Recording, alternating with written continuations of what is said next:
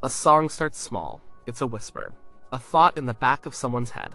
It might come from a piece of a phone call, a regret, a moment of guilt. It's personal. It's like a secret diary entry that happens to rhyme and have a melody. For the person who writes it, that song is a piece of them. It's their truth they're feeling, captured in a few minutes of sound. They know what it's supposed to feel like. They know the quiet corners of it, the soft edges. They were there when it was born. So, what happens when someone else takes that song? And not just anyone. What happens when the biggest star on the planet takes that quiet, personal thought and turns it into a global anthem? What happens when your diary entry is suddenly performed on a Las Vegas stage with a full orchestra and a choir blasted to the whole world? You might think it would be the greatest moment of the songwriter's life. It means fame. It means money. It means your little secret is now part of history. But sometimes the first feeling isn't joy. Sometimes it's confusion, or even anger. Sometimes you hear your song and you don't recognize it anymore. You might even hate it. This is a story about that. It's about a songwriter, a song, and a king. The story of the song begins in a kitchen. Not a fancy recording studio. A regular kitchen in Springfield, Missouri. The songwriter's name was Wayne Carson. He was a working musician, a guy who wrote tunes for a living. He wasn't a household name, but people in the music business knew him. He'd had some success, like writing the letter for the box tops. He knew how to craft a song. But this one was different. This one came from a real place, a place of discomfort. He was on the phone with his wife. He was away on business, like he often was. She was upset. He could hear it in her voice. She felt neglected. He was off doing his thing, and she was at home, feeling like an afterthought. He tried to reassure her. He said something like, "Honey, you know I'm always thinking of you." It was a classic line, something people say, but after he hung up the phone, the feeling lingered. He felt a pang of guilt. Was he really always thinking of her, or was that just something to say to smooth things over? He sat down at his family's old piano. He wasn't a great piano player, but he knew enough to find the chords. He started playing a simple, looping melody. It sounded sad. It sounded like an apology. And the words started to come out, almost fully formed. Maybe I didn't treat you quite as good as I should have. Maybe I didn't love you quite as often as I could have. It was honest. It was a confession. He was admitting his faults. He was saying, I know I messed up. I get lost in my own world. But that doesn't mean I don't care. The core of the song was there in about 10 minutes. The verses, the melody, the feeling. But he got stuck. He couldn't figure out the bridge. The song felt incomplete. It was like a letter with no signature. He put it on the shelf. For a year, it just sat there, a fragment of a feeling in a drawer. Later, in a recording studio in Memphis, he was working with two other songwriters, Johnny Christopher and Mark James. They were trying to come up with new material. Wayne played them his unfinished kitchen song. They liked it. They felt its power. Mark James, who had written Suspicious Minds for Elvis, knew a thing or two about writing a hit. He told Wayne the song was great, but it needed a bridge to lift it up, to give it a moment of release before coming back to the apology. Together, the three of them worked it out. They came up with a part that pleads, tell me that your sweet love hasn't died. Give me one more chance to keep you satisfied." There it was. The song was complete. It was a small, humble, country-tinged ballad. It was about one man's quiet regret. It was personal. It was Wayne Carson's apology to his wife turned into a piece of music. It was never meant to be a showstopper. It was meant to be a heart-stopper, a quiet one. The first person to officially release the song was not a man, but a woman. The great Brenda Lee recorded it in 1972. Her version was sweet and sincere. It had that classic Nashville country pop sound of the era. Strings, gentle vocals, a clean production. It was a lovely recording. It did okay on the charts. It respected the song's origins. It felt like the kind of song it was written to be. An R&B singer named Gwen McCrae also released a version around the same time. Her take was soulful and powerful. It showed the song had legs, that it could work in different styles. But it was still a relatively unknown tune. It was just another well-crafted song floating around the music industry. Then, everything changed. You have to understand what was going on with Elvis Presley in 1972. This wasn't the young, hip-shaking rebel of the 1950s. This was the Las Vegas Elvis. The superstar in the white jumpsuit. He had already made his huge comeback in 1968. He was back on top of the world. He was the king. But behind the cape and the sold-out shows, his personal life was falling apart. His marriage to Priscilla was over. They separated in February 1972. This wasn't just a celebrity divorce, it was the end of a fairy tale that had captivated the public for years. Elvis was heartbroken. He was a man who had everything, the fame, the money, the adoration of millions. But he had lost his family, he was living in a state of deep personal regret.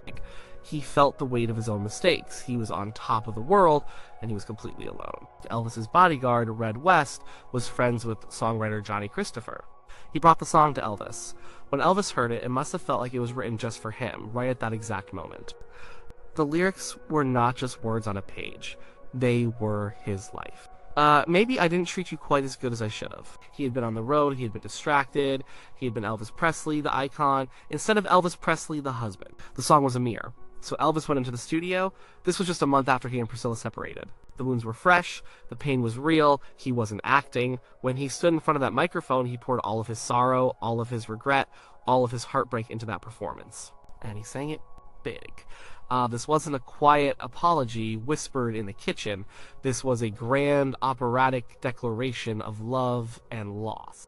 The production was huge. There were soaring strings, a powerful horn section, and a full gospel-style choir of backing vocalists. Elvis's voice wasn't gentle or subtle. It was a force of nature. It was filled with anguish. He belted out the lyrics with the desperation of a man on his knees begging for one more chance. When he sang, "You were always on my mind," it wasn't a quiet thought.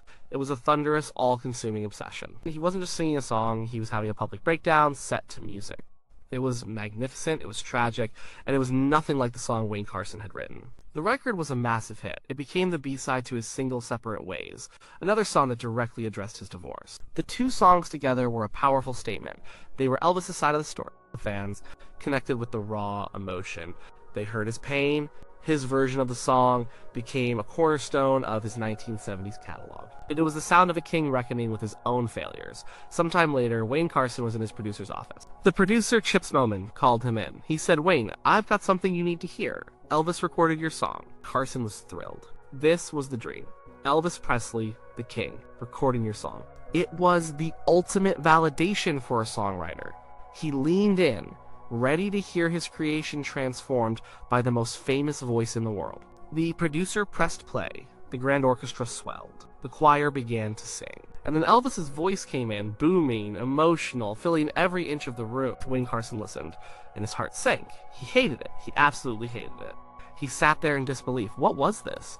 This huge, over-the-top, dramatic spectacle. Where was the quiet, simple apology he had written at his kitchen piano? Where was the intimacy? This wasn't a man talking to his wife. This was a man shouting from a mountaintop. His first words to his producer were probably something along the lines of, "What did they do to my song?" He felt they had missed the entire point. The song's power in his mind was in its subtlety. It was in the unspoken feelings, the quiet shame. It was a man admitting fault in a small, personal way. Elvis had taken that and turned it into a theatrical performance. "He's singing it too damn big," Carson complained. It was too much. The production was smothering the simple, honest sentiment. The powerful vocals felt overwhelming. To the man who wrote it, it sounded like Elvis was trying too hard, making a show of his emotions instead of just feeling them. It felt inauthentic. It was like someone had taken a personal handwritten letter and turned it into a billboard. The message was the same, but the feeling was all wrong. It's a strange position to be in. Your song is a hit, a huge hit, recorded by the biggest star alive. The royalty checks are starting to come in. Everyone is congratulating you, and all you can feel is a sense of violation. A sense of, that's not my song anymore. It's a conflict between artistic integrity and commercial success. Your baby is now a superstar, but you don't even recognize it. For a while, Carson held on to this feeling. He appreciated the success, of course. It changed his life financially, but creatively, he felt disconnected from the most famous version of his most famous song. A little strange, bittersweet reality. He would hear it on the radio and just shake his head. It was a constant reminder of how his simple, personal creation had been turned into something he couldn't relate to. But time has a way of changing your perspective, and sometimes it takes someone else to help you see things clearly. One day, Wayne Carson was talking to his own father. His dad was a straightforward, no-nonsense kind of man. He brought up the Elvis record. Wayne started to complain about it again. He talked about how it was too big, too loud, how Elvis had missed the point. His father listened patiently. When Wayne was done, his dad looked at him and said something that changed everything. He said, "Son, you need to go back and listen to that record again. You're wrong. Elvis sang the hell out of that song." Coming from his father, those words carried weight. It wasn't a record executive or a music critic talking. It was his dad. So Wayne did what he was told. He went and listened to the record again. But this time, he tried to listen with fresh ears. He tried to set aside his own ego, his own idea of what the song should be. He tried to hear what Elvis was actually doing, and this time, he heard it. He heard the pain in Elvis's voice, he heard the genuine heartbreak. He started to understand that Elvis wasn't just performing. He was living the lyrics. The song had come to Elvis at the lowest point in his personal life, and he had clung to it like a life raft. The reason he sang it so big wasn't for show. It was because his feelings were that big. His regret was that big. His loss was that big. Wayne Carson finally understood. Elvis hadn't misunderstood the song at all. He had understood it on a level that maybe even Carson himself didn't. He had found his own truth in the words and had expressed it in the only way he knew how, with complete, unrestrained, epic emotion. It wasn't the songwriter's quiet apology anymore, it was the king's lament. And in its own way, it was just as true. From that day on, Wayne Carson's feelings about the Elvis version changed. He began to appreciate it. He learned to separate his original creation from Elvis's interpretation. He realized that a song doesn't have just one meaning. It's not a fixed object. It's a vessel. And different artists can fill that vessel with their own experiences, their own emotions. His version was born in a kitchen. Elvis's version was born in a broken heart. Both were valid. He came to see the power in what Elvis did. Elvis made the song eternal. He took a beautiful country ballad and turned it into a worldwide standard. He gave it a life that Wayne Carson could never have imagined when he was tinkering on that old piano. The bigness of the production, the drama and the voice act, those were the things that made it an Elvis song. And that's why it connected with millions of people. The story of the song didn't end there, of course. A great song keeps living. A decade later, in 1982, another icon took a turn. Willie Nelson recorded it, and he did the exact opposite of what Elvis did. Free Willie stripped it all the way down. His version was sparse, intimate, and incredibly vulnerable. It was just his weathered, reedy voice, his famous guitar trigger, and a simple arrangement. When Willie sang it, it sounded like a late-night confession over a beer. It was quiet. It was weary. It sounded like a man who had lived a long life full of mistakes and was finally calmly owning up to them. There was no drama. There was just raw, unvarnished truth. It was, in many ways, a return to the original spirit of the song Wayne Carson had first written. It was small. It was personal. Willie Nelson's version became a monster hit. It won 3 Grammy Awards, including Song of the Year. For a whole new generation, Willie's version became the definitive one. If you asked many people who sang that song, they would say Willie Nelson without hesitation. It became his signature tune. This created a fascinating situation. The same song, a simple apology, now had 2 iconic, but completely opposite, versions living in the world. One was a grand orchestral plea from a heartbroken king. The other was a quiet, weary admission from a country outlaw. Elvis's version made you want to cry with cinematic sadness. Willie's version made you want to just sit and nod, feeling the weight of a lifetime of regret. And it still wasn't over. In 1987, the British synth-pop duo Pet Shop Boys performed the song for a TV special commemorating the 10th anniversary of Elvis's death. They didn't intend to release it as a single, but the public reaction was so immense that they recorded a full studio version. Their version was something else entirely. It was electronic, dancey, and had a cool, detached sense of melancholy. It was set to a pulsating synthesizer beat. Neil Tennant's voice was smooth and understated, not roaring with emotion like Elvis, or crackling with life like Willie. It was a sad song you could dance to. It took the raw emotion of the lyrics and coated it in a sleek, modern, electronic sheen. And once again, it was a massive #1 hit all over the world.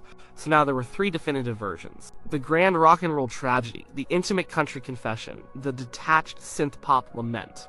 What does that say about the song itself? It says that the foundation Wayne Carson, Johnny Christopher, and Mark James built was perfect. The melody is timeless. The lyrics are so simple, so direct, and so universally true that they can be poured into any container, any genre, any style, and they still work. They speak a fundamental human truth: we mess up. We take people for granted. And we often don't realize the depth of our feelings until it's too late. Wayne Carson lived to see all of this. He saw his little kitchen song become a global phenomenon, reinterpreted by legends and pop stars. He got to experience the rare joy of a songwriter who creates something that truly outlives them, something that becomes part of the cultural fabric. He eventually came to love the Elvis version, understanding the context and the heart behind it. He recognized that Elvis's power and pain gave the song a platform it never would have had otherwise. It's a lesson in art and ego. An artist's creation feels like their own, but once you release it into the world, it doesn't belong to you anymore. It belongs to the singers who interpret it. It belongs to the listeners who find their own lives in the lyrics. A person might hear Elvis's version and think of a dramatic breakup. Someone else might hear Willie's version and think of a long marriage and the small regrets that pile up over the years. Another might hear the Pet Shop Boys version and feel a sense of lonely nostalgia in a crowded club. They are all right. The songwriter's initial reaction was human. He felt that his vision, his truth, had been distorted. He hated that his quiet song had been made so loud. But he learned that the song was strong enough to handle it. It was strong enough to be a king's lament, a cowboy's apology, and a dance floor anthem. It could be everything to everyone, all at once. The small, personal secret he wrote for his wife was now a secret everyone shared.